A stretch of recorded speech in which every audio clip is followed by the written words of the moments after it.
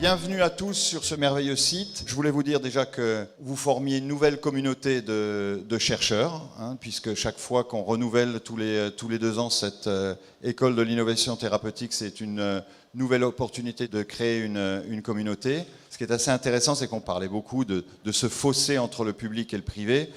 Comme vous, je sors de l'université et j'ai une thèse, un doctorat des universités exactement comme vous. Et après, il y a des choix qui se font. Et l'idée, c'est qu'on a la même éducation, on a au départ la même formation et qu'après, c'est simplement apprendre à se connaître et faciliter les échanges entre le public et le privé. Alors Avicens, c'est quoi? Parce que peut-être que tout le monde n'est pas familier. Avicens, c'est l'Alliance pour les sciences de la vie et de la santé, qui a été créée en 2009, qui réunit l'ensemble des acteurs de la recherche dans les sciences de la vie et de la santé. Et aujourd'hui, on a un certain nombre de partenariats importants sur du long terme qui impliquent des chercheurs industriels, des chercheurs académiques autour de projets communs assez importants. Donc il y a une évolution qui est positive. La conviction, c'est qu'on a aussi une recherche et une industrie, des industries de santé qui sont performantes en France. La conviction, c'est que si on veut le rester l'un et l'autre, à ce niveau de performance, on ne le fera pas l'un sans l'autre. Il y a plein d'exemples qui montrent que lorsqu'une industrie s'affaiblit, la recherche académique aussi, et réciproquement. Donc il est essentiel que l'on soit dans un cadre partenarial, équilibré, chacun avec nos règles du jeu et nos contraintes, mais il est tout à fait essentiel d'avoir ces échanges. Merci beaucoup.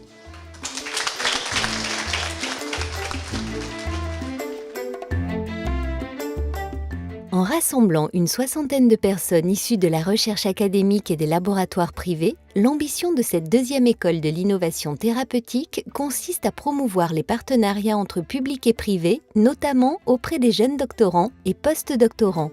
L'intérêt, il est multiple. Clairement, pour les doctorants, c'est d'apprendre à mieux connaître cette industrie de santé, les métiers, pour ceux qui n'ont pas encore décidé de leur avenir. Et pour moi, président de l'ARIS, c'est un levier de plus dans la collaboration publique-privée. Aujourd'hui, l'innovation, ça ne s'invente pas, ça ne se crée pas. On crée un environnement dans lequel on peut avoir cette innovation. C'est essentiel d'avoir une perméation complète entre le public et le privé dans un format extrêmement collaboratif à tous les stades de recherche et de développement. Une collaboration que les industriels appellent de leur vœu, d'autant que les modèles de R&D ont considérablement évolué depuis le début des années 2000. Aujourd'hui, les blockbusters, ça va être la perle rare. Nous allons vers un cycle dans lequel les médicaments vont être plus ciblés pour traiter des sous-populations qui vont être mieux caractérisées, pour sous-population des patients,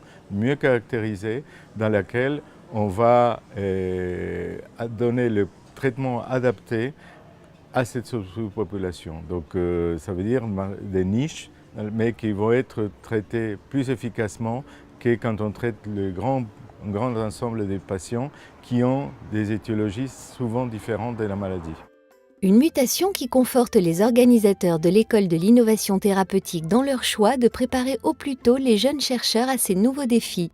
Ce qui est bien dans cette école de l'innovation, c'est qu'on commence avec les plus jeunes, alors que dans ma génération, c'était plutôt quand on avait une certaine maturité et un certain nombre de résultats déjà acquis qu'on allait rencontrer le monde industriel pour essayer de développer ces résultats. Ce partenariat, parce que nous, on a des compétences et des missions prioritaires. L'industrie en a d'autres, complémentaires des nôtres. Il faut inscrire un continuum dans les objets de recherche et un partenariat dans la manière de les animer. Ce que n'a pas manqué de faire l'INSERM en créant dès 2000 INSERM Transfer, une filiale privée qui a pour mission principale de valoriser les sorties de recherche venant des laboratoires de l'Institut. Moi, je suis donc aux affaires européennes et notre travail consiste à aider les chercheurs, les accompagner pour monter des collaborations de recherche à l'échelle européenne internationale qui seront donc après valorisées au sein de l'entreprise et avec des partenaires européens. D'un autre côté, on a aussi une activité qu'on appelle innovation ouverte, donc qui est une action, on va dire, dans un autre sens. On est plutôt à l'écoute des industriels, leurs besoins en termes de R&D, et donc après on essaie de matcher en fait les besoins des industriels avec les travaux en cours dans les différents laboratoires d'INSERM.